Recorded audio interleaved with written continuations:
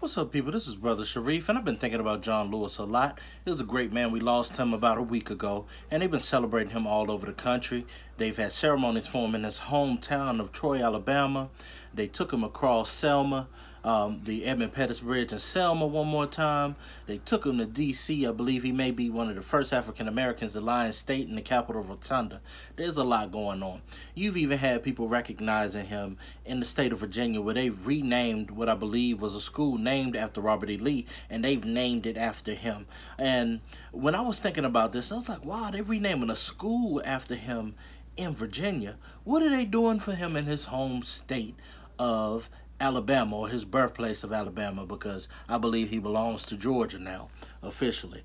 And the first thing I thought of is, why not rename the Edmund Pettus Bridge after him? But before we go there, though, I say, hey, I don't know who Edmund Pettus is. So I had to look him up. I had to Google him. And here's what I learned about Edmund Pettus.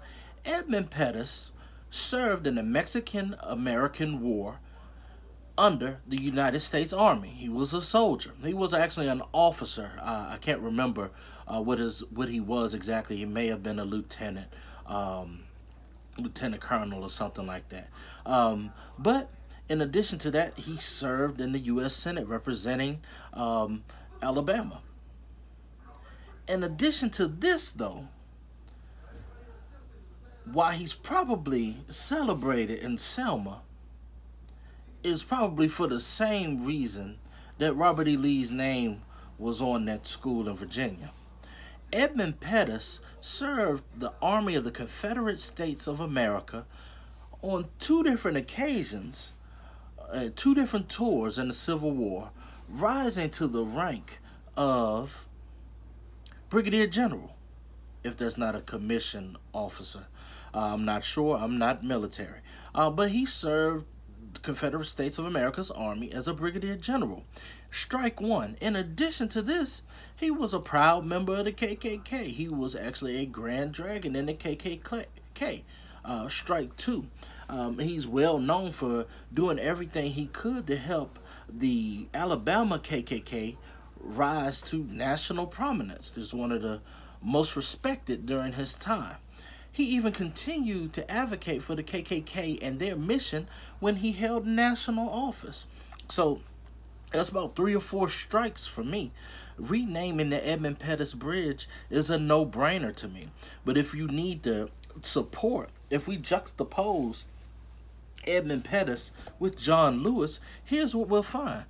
John Lewis served national office. He served the city of Atlanta as a councilman. He served as a chairman of SNCC. He helped organize the sit-ins. In addition to organizing the sit-ins, he helped organize the March in Selma, which is a demonstration of protest African Americans not being allowed to register to vote and practice their right to vote. He even took a beating. So the first time they marched in Selma and they tried to cross the Edmund Pettus Bridge, and they were met by state troopers and dogs and severely beaten, he was one of the people that was severely injured. But he stayed there and he helped them reorganize and get the thing done. So if that's not enough, I don't know what is. I think that the best thing, or one of the best things we could do to help honor this man's memory, we've already made some moves in Atlanta a while ago.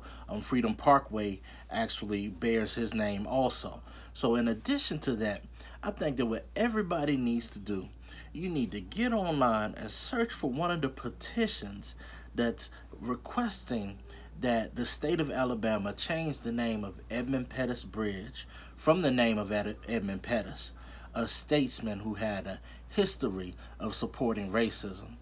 Change it to the John Lewis Bridge and celebrate the memory of a man that did everything he could to fight injustice and fight for equality. Sounds good to me.